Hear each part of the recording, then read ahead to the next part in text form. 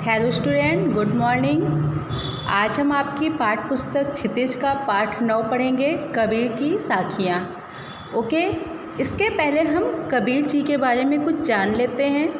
चलिए, कबीर दास जी का जन्म सन 1398 में काशी में हुआ था। नीमा और नीरू नामक जुलाहे दंपत्ति ने इनका पालन पोषण किया।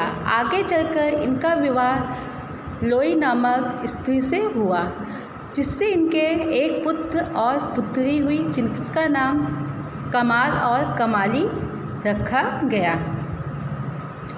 इन्होंने जुलाहा का पेशा अपनाकर अपने परिवार का पालन पोषण किया।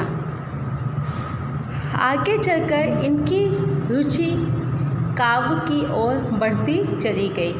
ये एक निर्गुण शाखा के कवि हैं तथा इन्होंने खुद लिखा है कि मासी कागज छुइयो नहीं, कलम लगायो नहीं हाथ। यानी हमने कभी भी कागज और कलम को हाथ नहीं लगाया, अर्थात ये पढ़े लिखे नहीं थे।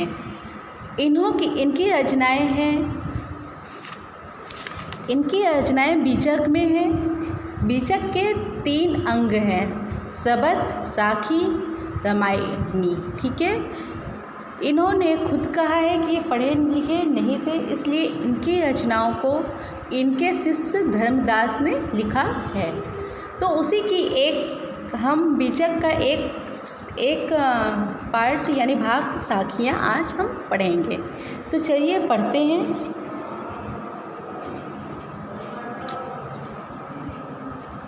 मान सरोवर सुलभ जल, हंसा केरी कराही। मान सरोवर यानी सुलभ जल, मान सरोवर के जल में हंस क्या होते हैं? कीड़ा कर रहे हैं, यानी खेल रहे हैं। मुक्ता पर मुक्ता चुके, अब उड़ी अनंत न चाही। और वहाँ की मोतियों को चुन रहे हैं। अब उनका मन और कहीं नहीं लगता, वो उड़ के अब कहीं नहीं जाते। अर्थात जब हम लोग अपने आप को ईश्वर की भक्ति में लीन कर लेंगे तो उसी की मोती का आनंद हमें प्राप्त होने लगेगा और हमारा मन और कहीं भी नहीं लगेगा। नेक्स्ट है, प्रेमी ढूंढत मैं फिरूं, प्रेमी मिले न कोई। प्रेमी को प्रेमी मिले, सब विष अमृत होई। अर्थात मैं प्रेमी को ढूंढता फिर रहा हूँ। किस प्रेमी को? ईश्वर के प्रेमी को।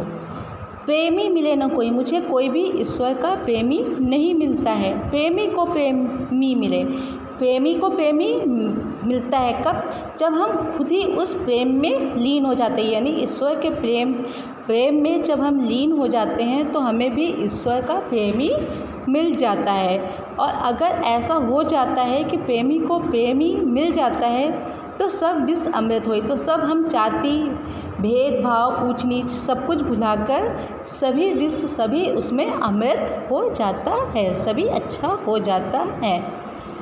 नेक्स्ट है, हस्ती चढ़िए ज्ञान को, सहज दुरीचा डारी। स्वान रूप संसार है, भूखन दे झक मारी।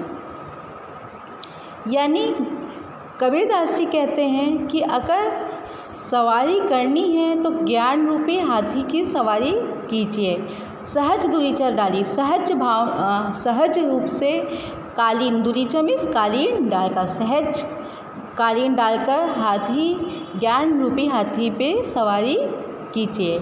स्वर्ण रूप संसार है, संसार कैसा है? कुत्ते के समान है। स्वर्ण मीन्स कुत्ते के रूप में है। भूखन तेज हमारी, जो भोगता ही रहता है।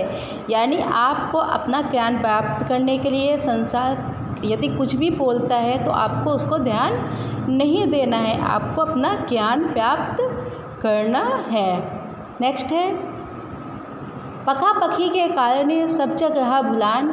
निरपक होई के हरि भजे, सोई संत सुजान। पखा पखी यानी पक्ष विपक्ष, पखा पखी पक्ष और विपक्ष के कारण सब जग रहा भुलान। यानी हम सारे जग को भूल रहे हैं। आपस में क्या होता है? भेदभाव हो रहा है कि ये ऊंच नीच है, ये जाति है, ये हिंदू है, ये मुस्लिम है, सब भेदभाव की वजह से।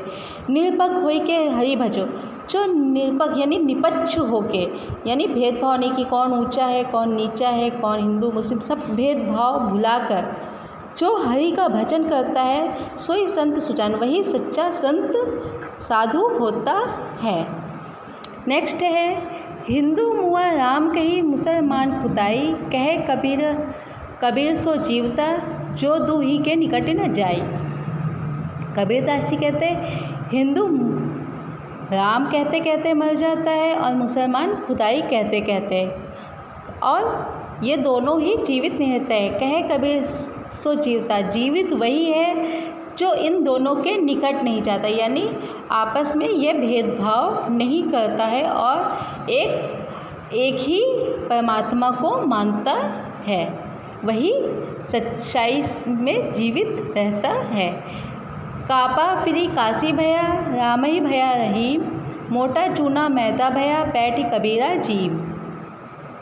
कबीरदास जी कहते हैं जो काबा है वही काशी है और जो राम है वही रहीम है। जिस प्रकार मोटा चून यानी मोटा आटा पिसकर मैदा हो जाता है, वही हम लोग खाते हैं, वैसे ही काबा काशी है और राम रहीम है, किसी में कोई भी भेदभाव नहीं है।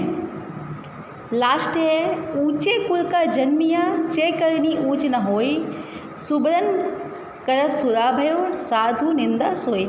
यानी ऊंचे कुल में जन्म लेने से ही कोई ऊंचा नहीं हो जाता है।